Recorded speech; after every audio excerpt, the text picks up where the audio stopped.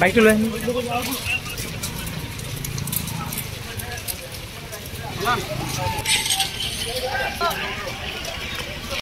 বহুদিনীয়া সমস্যাক লৈ পিনে মৰাণ জনগোষ্ঠীয়ে আচলতে প্ৰতিবাদ সাব্যস্ত কৰিছিলে তেখেতসকলৰ যি জনজাতিকৰণৰ সেই সন্দৰ্ভত আমি কিছু কথা জানিবলৈ চেষ্টা কৰিম। এই মুহূৰ্তত আপোনালোকে প্ৰতিবাদ সাব্যস্ত কৰিছিলে। প্ৰতিবাদ কেইবাজনকো আপোনালোকৰ আৰক্ষী আচলতে আটক কৰিছে, মহিলা আৰু পুৰুষক। এই ক্ষেত্ৰত আপোনালোকে কি জনাব? নিশ্চিতভাৱে আমাৰ মৰাণ ছাত্ৰ সন্থাৰ সভাপতি সম্পাদককো আটক কৰিছে, মৰাণ মহিলা পৰিষদৰ নেতৃত্বকো আটক কৰিছে, মৰাণ ছাত্ৰ সন্থাৰ লিডাৰকো আটক কৰিছে। এইটো কেতিয়াও সহ্য কৰা নহ'ব। এইটো অগণতান্ত্ৰিক ব্যৱস্থা। গণতান্ত্ৰিক দেশ এখনত নাগৰিকে তেওঁলোকৰ সমস্যাৰ ওপৰত, আমাৰ জাতি জনগোষ্ঠীসমূহে তেওঁলোকৰ অধিকাৰৰ ওপৰত আন্দোলন কৰাৰ অধিকাৰ আছে, মাত মতাৰ অধিকাৰ আছে। আৰু এইটো আমাৰ গণতান্ত্ৰিক অধিকাৰ, সংবিধানে দিয়া অধিকাৰ। সংবিধানে দিয়া অধিকাৰটো অসম চৰকাৰে যে ভৰিৰে মোহাৰি পেলাইছে। আৰু আমি অতি শীঘ্ৰে আমাৰ যিসকল সতীৰ্থ এৰেষ্ট কৰিছে তেওঁলোকক বিনা চৰ্তে মুক্তি দিবৰ কাৰণে আহ্বান জনাইছোঁ। অন্যথা গোটেই তিনিচুকীয়া জিলা অহাকালিৰ পৰা তীব্ৰতকৈ তীব্ৰতৰ আন্দোলন হ'ব।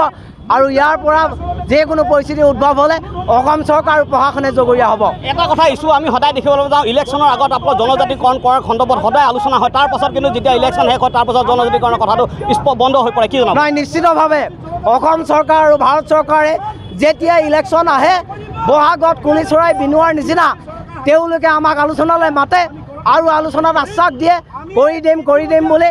এই প্ৰক্ৰিয়াটো বিগত 2 দশক ধৰি হৈ আছে। আৰু আগন্তুক সময়ত আমি স্পষ্টকৈ কৈছোঁ, অসম চৰকাৰ আৰু ভাৰত চৰকাৰ এই ধৰণৰ প্ৰলোভনৰ ৰাজনীতিত আমি ভৰি নিদিওঁ। আগন্তুক সময়ত জনজাতিকৰণৰ কাৰণে তীব্ৰতকৈ তীব্ৰতৰ আন্দোলন গঢ়ি তোলা হ'ব। যিকোনো মূল্য বিনিময়ত জনজাতিকৰণ আমাক লাগিব, এই কথাটো স্পষ্ট। লগতে আৰু এটা কথা, ভোট বেংকৰ স্বাৰ্থত ব্যৱহাৰ কৰে নেকি মৰাণ জনগোষ্ঠীক?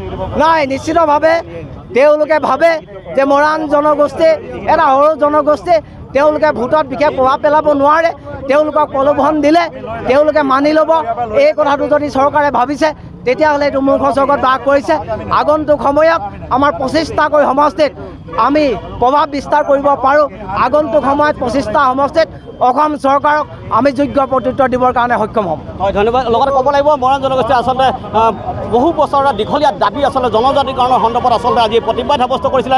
আৰু প্ৰতিবাদস্থলীৰ পৰা আমি যি দেখুৱাবলৈ পৰিস্থিতি কৰিলোঁ, কেইবাজনো মৰাণ জনগোষ্ঠীৰ আচলতে মহিলা বা পুৰুষক আজি এই মুহূৰ্তত আটক কৰাৰ পৰিৱেশ দেখিবলৈ পোৱা গৈছে। আৰু সমান্তৰালকৈ ক'ব লাগিব মৰাণ জনগোষ্ঠীৰ যিসকল আচলতে এতিয়ালৈকে তেখেতক প্ৰশাসনে আটক কৰিলে তেখেতসকলক বিনা চুক্তিত আচলতে মুক্তি দিবৰ বাবে তেখেতসকলে এই মুহূৰ্তত আহ্বান জনাইছে। আৰু লগতে যদি তেনেধৰণৰ কোনো পদক্ষেপ নলয় তেতিয়াহ'লে বিগত সময়ত তেখেতসকলে ইয়াতকৈ আৰু গধুৰ তেখেতসকলে ডাঙৰ কিবা প্ৰতিবাদ সাব্যস্ত কৰিবলৈ জনাইছে। আৰু লগতে সমান্তৰালকৈ ক'ব লাগিব এই ক্ষেত্ৰত আমি আৰু জানিব বিচাৰিম এই ক্ষেত্ৰত আৰু এজন ব্যক্তি আছে যিহেতু ক'ব লাগিব এই মুহূৰ্তত তেখেতসকলে প্ৰতিবাদ সাব্যস্তত কেইবাজনো আপোনাৰ মহিলা আৰু পুৰুষক আটক কৰিছে। এই মুহূৰ্তত কি জনাব? এই মুহূৰ্তত চাওক, আমি শান্তিপুৰৰ পৰা আহিছিলোঁ, আপোনালোকে দেখি আছে। আমি তিনিচুকীয়া কলেজৰ গেটৰ পৰা ওলাই অহাৰ লগে লগে তেওঁলোকে বাধা প্ৰদান কৰিব চেষ্টা কৰিলে। আমি এঘণ্টীয়া কাৰ্যসূচী আমি ইয়াত STC বাছ ষ্টেণ্ডলৈকে আমি গতি কৰিছিলোঁ। তেতিয়া তেওঁলোকে এনেকুৱাকৈ ধৰণে আমাক বাধা প্ৰদান কৰিলে। আমি পুলিচৰ বেও ফালি ইয়াত আহি পালোঁহি, কিন্তু আমাৰ আধাখিনি সদস্যক, আমাৰ প্ৰেচিডেণ্ট ছেক্ৰেটাৰী, আমাৰ নেতাসকলক তেওঁলোকে এৰেষ্ট কৰিলে। আমি তেওঁলোকক আধা ঘণ্টা সময়সীমা বান্ধি দিছোঁ। যদিহে তেওঁলোকে আধা ঘণ্টাৰ ভিতৰত আমাৰ প্ৰেচিডেণ্ট ছেক্ৰেটাৰীক ইয়াতে আনি নিদিয়ে তেতিয়াহ'লে আমাৰ গাঁৱৰ পৰা হাজাৰ লোক ওলাই আহিব আৰু তিনিচুকীয়া এখন আপোনাৰ চহৰ অচল হৈ পৰিব। কিন্তু তেতিয়া ইয়াৰ কাৰণে দায়ী হ'ব পুলিচ প্ৰশাসন আৰু চৰকাৰ।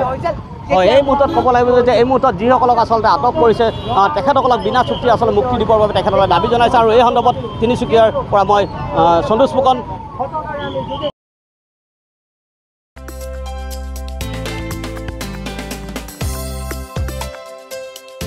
আপোনাৰ ঘৰখন আৰু অফিচ চালে চকুৰোৱাকৈ সজাওক। আজি আহক সকলো ধৰণৰ অত্যাধুনিক ফাৰ্নিচাৰৰ বাবে চিটি ফাৰ্নিচাৰ 6 মাইল গুৱাহাটী।